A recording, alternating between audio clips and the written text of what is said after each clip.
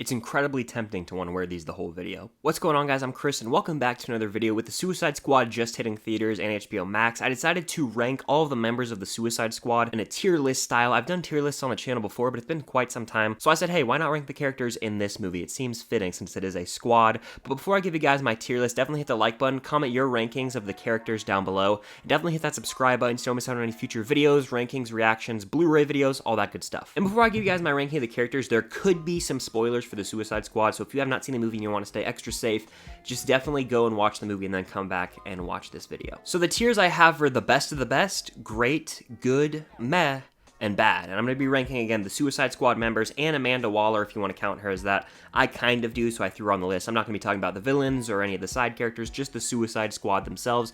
So first up, we have Weasel, who I think is a meh character. I'm going to go ahead and put Weasel in meh. And the reason I do that is because Weasel is barely on screen in this movie, but there are a lot of comedic moments with the character, especially if you stick around to the end. There might or might not be a pretty funny scene. Next up, we've got Harley Quinn, though, who I'm going to put in the best of the best. I think this is one of DC's best characters by far. Margot Robbie, we know, can crush it in this role. It's no surprise. So seeing her really bring her all here is just amazing. There's some awesome action sequences with her character, and I will admit the slower part of the movie surrounds this character, but still, I think Margot Robbie as Harley Quinn is just iconic in nature. She's been in 3 movies now as Harley Quinn. She's going to keep kicking ass in every single one of them. She's also just funny and has great comedic timing. She has so much charm. She's easily just the most iconic of all the characters in this movie. So next up, we have Pete Davidson as Blackguard, and I'm going to put this character in meh right next to Weasel. The only reason I put Blackguard in meh is because there is a little bit of charm to the character, and I feel like if it was anyone aside from Pete Davidson, I would put this character outright in the bad category. But next is Bloodsport, who I'm going to go ahead and put in the best of the best. I think Bloodsport is one of, if not the best characters in this movie. Idris Elba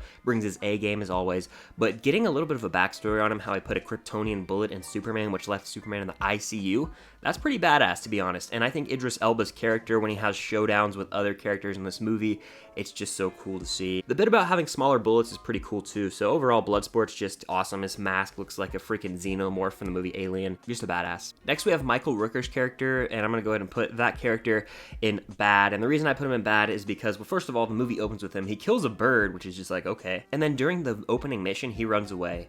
And so he's kind of a coward in that sense. He's barely on screen like a lot of these characters in this movie. Next is Polka-Dot Man, who would have thought I would get this emotional attachment to the character of Polka-Dot Man throughout the running time of this movie. Polka-Dot Man almost stole the show, but I want to put Polka-Dot Man in great. I loved this character. The actor, whose name I don't want to mispronounce, is fantastic. We've seen him in other things such as the MCU, even in Prisoners, so he's a great actor.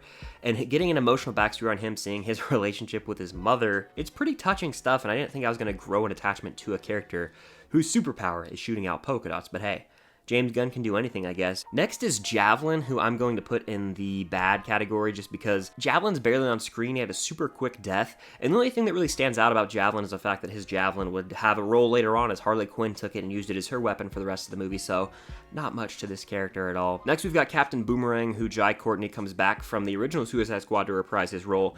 I'm putting the Boomerang in bad, and honestly, I've never been a fan of this character from the original Suicide Squad. I don't even know if he speaks in this movie. Maybe he has like 2 lines. It's nice that Harley Quinn like references the character, and it shows that they do have a past history and friendship. But overall, the character is pretty weak, and I was never a fan of him from the start in his first movie, so there was no saving him here. Next up is Peacemaker, who is the best of the best and the #1 character in this movie, in my opinion, John Cena. I'm going to sing my praises about John Cena for years because he absolutely kills it here. I've known him as this goofy, kind of tough guy in every movie he's in, but he really does show his emotional depth and range in this performance, especially when it comes to his comedic chops, because I didn't know that he had that comedy in him. He was making me laugh out loud quite a few times, so shout out James Gunn for making Peacemaker such a funny character while also being a badass at the same time. He's very much like an anti-hero. He reminds me a lot of Homelander from The Boys when it comes to, I want to keep the peace, but I'll do whatever it takes to maintain the peace, which inherently is not peaceful, so that alone makes his character, his conflict, very interesting to see develop throughout the movie. I can't wait for the Peacemaker show. I think that that's going to set up a bunch of DCEU shows moving forward, so yeah, Peacemaker steals the show in my opinion. Next is King Shark. Nom nom. I love this character. I love Stallone as Rocky and Rambo, so of course King Shark's gonna be pretty high on this list. I'm honestly gonna go great with King Shark. I get emotionally attached to this character. The scene where he sees fish and he's like, friends, I made friends. I love that. And I almost thought he was gonna die like 5 times throughout this movie, which was scary. I was on the edge of my seat. He's like that friend that you always just want to protect. And I honestly love King Shark. I think that we got to see more of him moving down the future of the DCU, because he really is a funny character who's just honestly like a more hard R-rated teddy bear version of the Hulk, if that makes any sense at all. Next, we have this character whose name is genuinely escaping me, so they're going in the bad category. They're barely on screen. They're the worst of the entire original Suicide Squad in this movie. The first side that goes and flanks the other side of the beach. Like, I don't even remember the character's name, let alone any lines they possibly said, so bad. Very bad, actually. Next, we have Nathan Fillion's character, TDK, I want to say is the abbreviation. I'm going to put this character in meh, just because I feel like the superpower is funny enough to warrant a notch above bad, in my opinion. The fact that his arms come off and he goes, I mean, he still has a pretty brutal death early on, but I feel like it's just funny enough to not be in the outright bad category, even though none of these meh and bad characters are really that great at all. A lot of people have praised Ratcatcher 2, who is the next character right here. I'm scrolling over him right now. I think Ratcatcher 2 has a lot of heart and soul, especially when you see the flashbacks with her father to get the backstory. And Taika Waititi has a powerful message relating rats to human nature, so hey, that was a pretty sweet moment. I'm going to put Ratcatcher 2 in the great category. I think that they're just shy of best of the best in my opinion, but she still has so much heart and soul to her, and her power ends up coming in handy towards the end of the movie. Next is Amanda Waller, played brilliantly by Viola Davis, who I think she's genuinely terrifying. There's a few moments in this movie where I was so scared, and I could not imagine being one of the other agents in that room with her.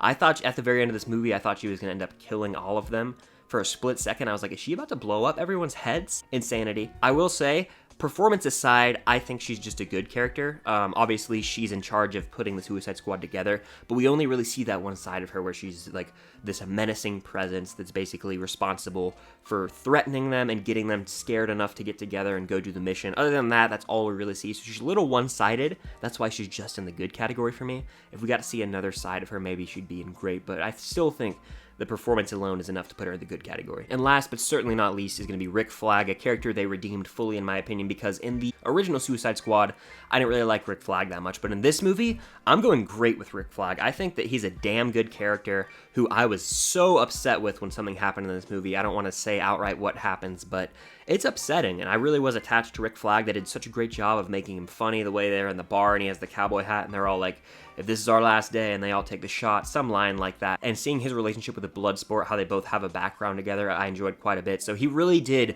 kind of form this chemistry among the team, and it's really tragic what ends up happening with his character. Joel Kinnaman really crushed it, and I'm really shocked at the direction that they went regarding his character. I thought that he was going to be a mainstay of the DCU moving forward. I was wrong. But that's going to do it for my tier ranking of all the Suicide Squad characters. Let me know your ranking in the comments down below, because I want to have a conversation and see where you guys place these characters. I know there's probably a lot of different takes for this movie, so comment your favorite character from the movie down below. Subscribe if you haven't already. It would mean the world. I just appreciate the support you guys have shown lately. I'm excited to keep making more videos.